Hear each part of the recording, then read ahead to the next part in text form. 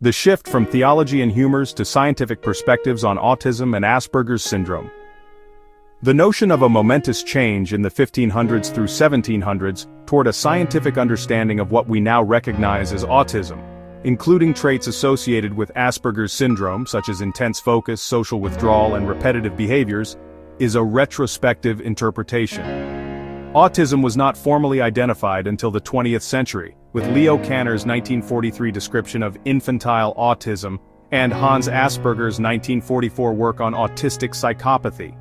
Prior to this, individuals exhibiting autistic traits were often interpreted through religious, supernatural, or humoral lenses, such as demonic possession, divine folly, for example, holy fools in Russian Orthodox tradition, or imbalances in the four humors, blood, phlegm, yellow bile, black bile, from ancient Greek medicine.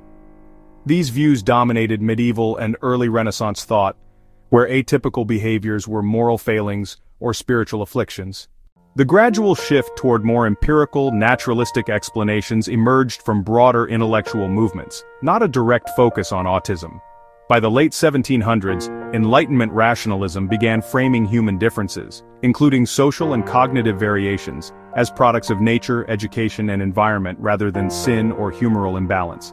This laid groundwork for 19th-century medical observations of idiocy or feral children that retrospectively align with autism. However, no widespread scientific understanding of autism existed until the 1900s. The change was part of a larger secularization of knowledge. Key events in the 1600s, leading to nuanced views among Protestant thinkers.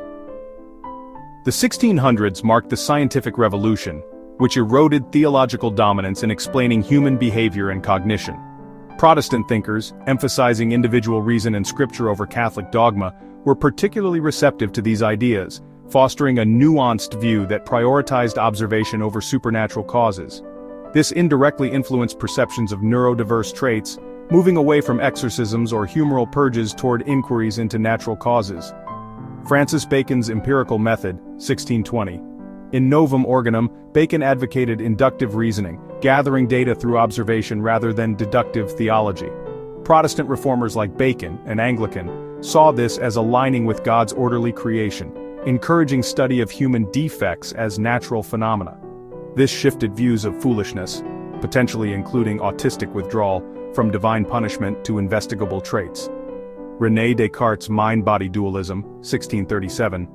Descartes' discourse on the method separated rational mind from mechanical body, influencing Protestant intellectuals to view cognitive differences as bodily variations, not soul-deep sins.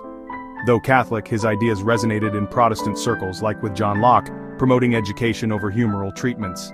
Thomas Hobbes in Materialism, 1651. In Leviathan, Hobbes, an English Protestant sympathizer, argued human behavior stems from mechanistic motions in the body, reducing madness or social oddity to physical causes.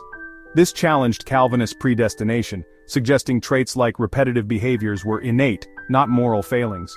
John Locke's essay concerning human understanding, 1690. Locke, a key Protestant empiricist, posited the mind as a tabula rasa, blank slate, shaped by experience. He described idiots, including those with profound social impairments, as having sensory barriers, advocating sensory education, foreshadowing later autism interventions. Locke's ideas influenced Protestant educators to see cognitive differences as malleable through reason, not fixed by theology. These developments coincided with the English Civil War, 1640s, where Protestant radicals questioned institutional religion, amplifying calls for personal inquiry into human nature.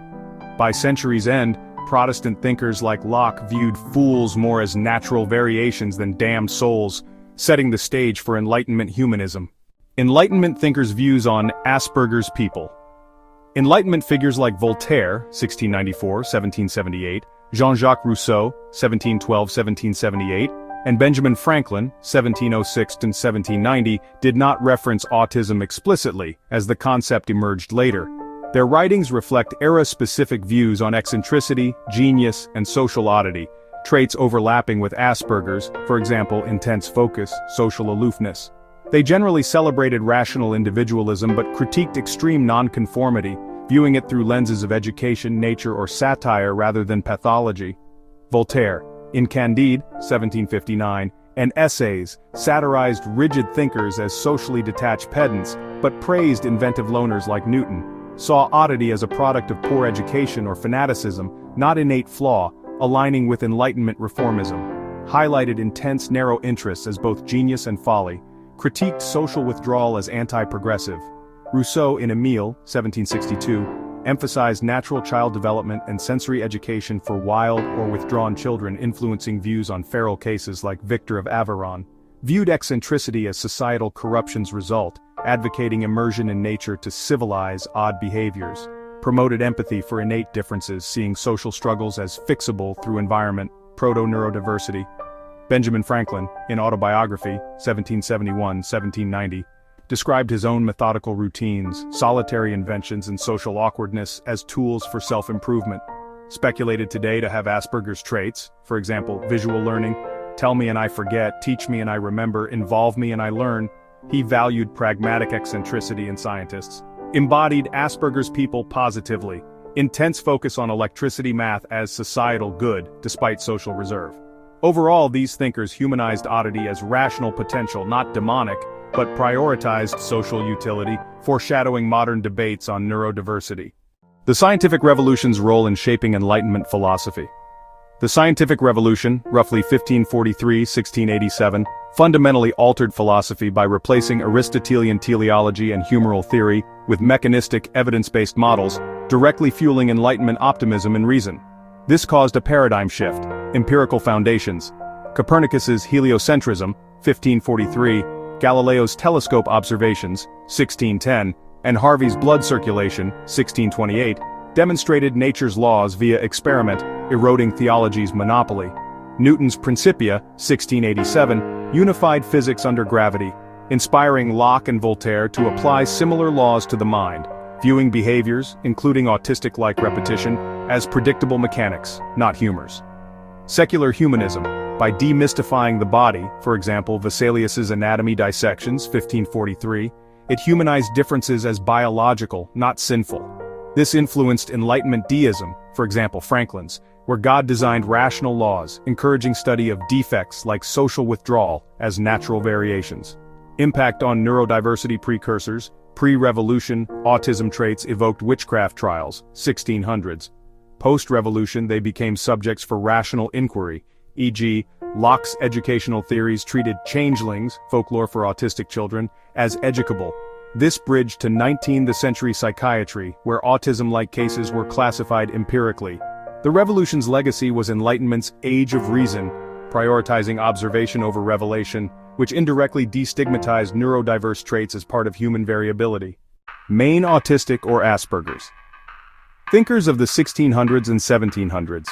Retrospective diagnoses are speculative, based on biographies showing traits like sensory sensitivities, routines, social isolation, and hyperfocus. No contemporary records confirm autism, but these figures exemplify how such traits drove innovation. Isaac Newton, 1643-1727, extreme isolation, rigid routines, for example daily walks timed to the minute, intense math physics focus, Principia. Avoided social norms, reportedly forgot to eat, social withdrawal, obsessive interests, sensory overload, for example light experiments damaging eyes. Immanuel Kant, 1724-1804, unvarying daily schedule, neighbors set clocks by his walks.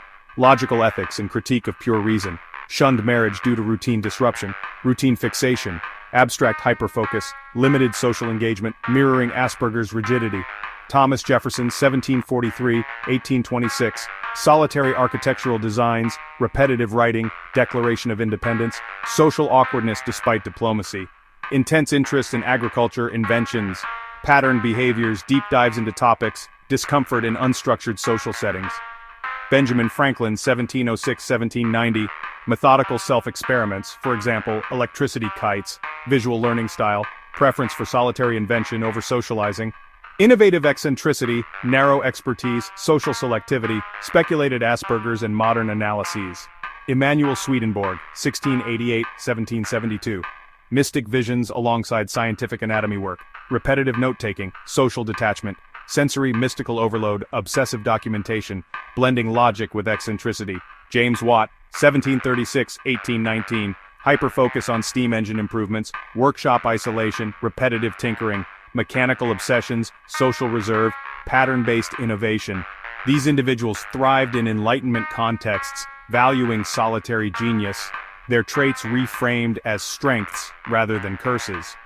Modern scholarship cautions against over-labeling, as traits like focus could stem from era-specific pressures.